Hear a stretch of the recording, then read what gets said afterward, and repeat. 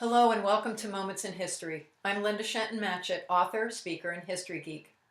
During my research, I often unearth intriguing and little-known facts about World War II that I love to share. Tonight, we're talking about the Red Cross again. Be sure to see episode 1 for a peek into the Red Cross's 2-cent mistake. The American Red Cross Blood Donor Services was an incredible achievement during World War II. Listen to these statistics.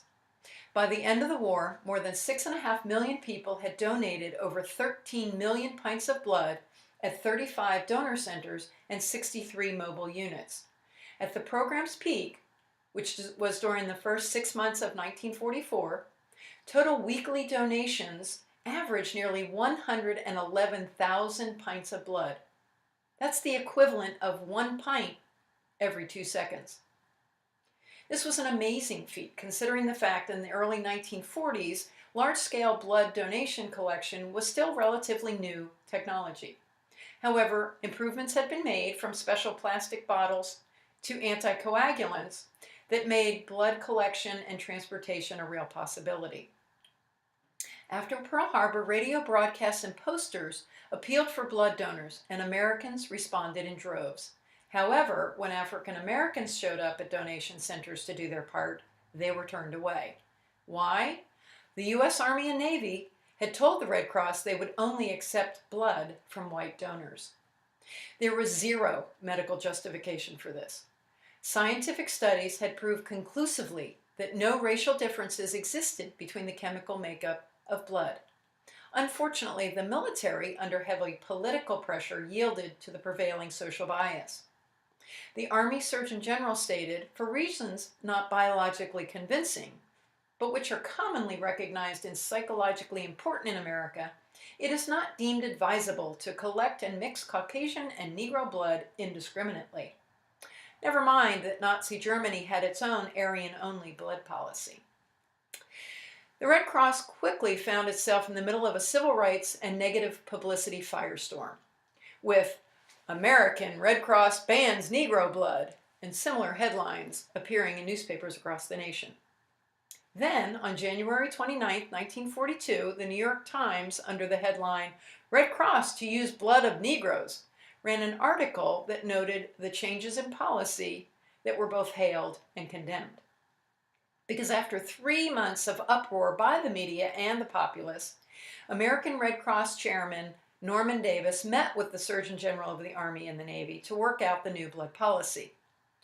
It was approved by the Secretary of War and the Secretary of the Navy on January 21, 1942. But instead of quelling the controversy, it set off more outrage. Under the new policy, Negro blood would be accepted, but in line with the Jim Crow doctrine of separate but equal. It would be processed and dispensed separately, so that those receiving transformations and transfusions may be given plasma from blood from their own race. Meanwhile, the Red Cross doubled down on the party line, suggesting that all those who disagreed with the policy were undermining the war effort. The officials also suggested that those who persisted in criticizing the policy were unpatriotically attempting to cripple the blood donor service and thus harm the war effort itself.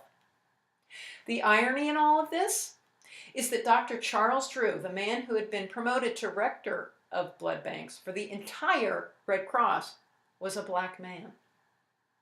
It's understandable that he resigned from the Red Cross, declaring publicly that the racial segregation of blood was contrary to scientific fact and an insult to patriotic black Americans. To what extent military commanders segregated blood in the field was, during the war and afterwards, a matter of some debate. Officially, at least, the distinction between bloods remained in place for years, and it was not until 1950 that the Red Cross stopped requiring the segregation of so-called Negro blood. Thanks for stopping by this moment in history. If you have any stories about the Red Cross you'd like to share, put them in the comments below the video, but please keep it clean. If you want to learn more about the Red Cross and other service organizations, people and places, and incidences associated with World War II, please stop by my blog that's located on my website at www.lindashentonmatchett.com. And if you enjoyed this episode, be sure to subscribe so you'll not miss another one. You can find me across social media. I'm on Facebook, Twitter, and Pinterest. Thanks so much for watching. I'll see you next time.